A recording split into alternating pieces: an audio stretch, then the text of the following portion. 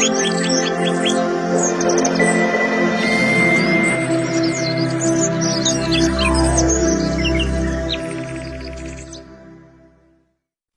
اللہ الرحمن الرحیم الحمد للہ الذی ہدانا لدین اسلام والصلاة والسلام علی سیدنا محمد خیر الانام وعلی آلہ واصحابہ اعظام اما بعد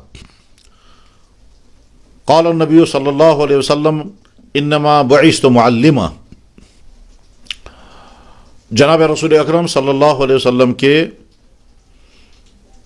اوصافی اسماء مبارکہ میں سے ایک اہم ترین آپ کا نام مبارک معلم تھا. معلم کے معنی استاد، اور آپ نے خود اپنے بارے میں فرمایا انما بعثت معلما، مجھے معلم بنا کر کے بھیجا گیا ہے.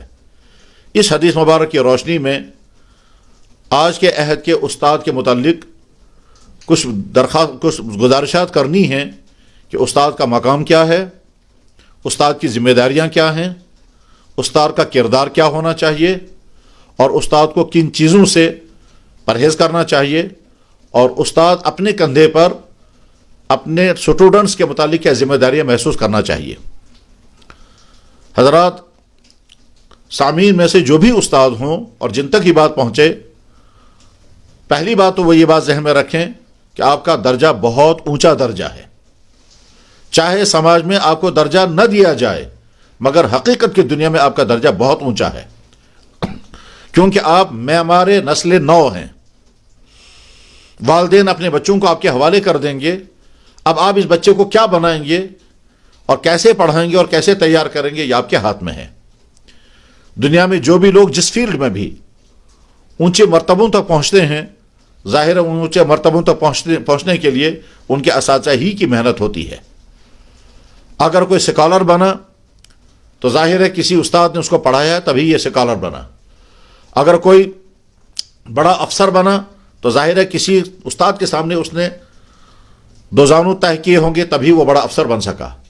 اگر کوئی قابل و ماہر ڈاکٹر بنا یا کوئی قابل قانون دان بنا، یعنی جس فیلڈ میں بھی کوئی انسان اونچے مقام پر پہنچتا ہے، اس مقام تک پہنچنے میں اس کے استاد کا خون جگر شامل ہوتا ہے. استاد کا پڑھانا اس میں شامل ہوتا ہے، تبھی تو وہ اس اونچے مقام تک پہنچا ہے. لہذا استاد کا درجہ بہت زیادہ اونچا درجہ ہے. یہ استاد سوچے کہ میرا بھی کوئی استاد تھا جس نے مجھے پڑھایا، تبھی میں آگے چل کر استاد بنا ہوں. میرے استاد نے اگر مجھے محبتوں کے ساتھ، شفقتوں کے ساتھ اور فکر مندی کے ساتھ پڑھایا ہے، تبھی میرے اندر کچھ صلاحیت پیدا ہوئی، تبھی میں اب لکھنے اور پڑھنے کے قابل بنا، اور تب بھی میں استاد کے منصب پر آج بیٹھنے کے قابل ہوا. تو استاد اپنے مقام کو پہچانے، اس کا مقام بہت زیادہ اونچا ہے. حقیقت یہ ہے کہ سماج میں جتنے شعبے کام کے ہیں، ان شعبوں میں سب سے قیمتی، سب سے مؤثر اور سب سے زیادہ دور تک اثرات رکھنے والا ادارہ اگر ہے تو وہ تعلیمی ادارہ ہوتا ہے. یہ تعلیمی ادارہ، جس تعلیم کا بھی ادارہ ہوگا، وہ تعلیمی ادارہ انسانوں پر سب سے دور رس اثرات ڈالنے والا ادارہ ہوتا ہے. ہسپتال بہت ضروری چیز ہے، مگر آدمی بیمار ہو گیا، ہسپتال میں چلا گیا، وہاں ڈاکٹر نے علاج کیا، انسان صحت یاب ہو گیا تو ڈاکٹر کا رول ختم ہو گیا. لیکن تعلیمی ادارہ وہ ادارہ ہے کہ جہاں طالب علم گیا، اس نے وہاں پڑھا.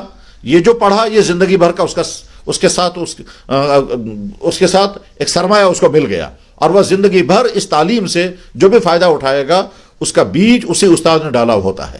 لہذا استاد کا مقام بہت زیادہ اونچا ہے، جتنا ہم سمجھتے ہیں اس سے زیادہ اونچا، اور اس کے اثرات بہت زیادہ ہماگیر اثرات ہوتے ہیں.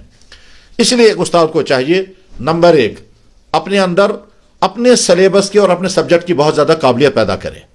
بڑی محنت کے ساتھ اپنے طالب علم کو پڑھانا چاہیے جو بھی سبجیکٹ آپ کے ذمے ہو.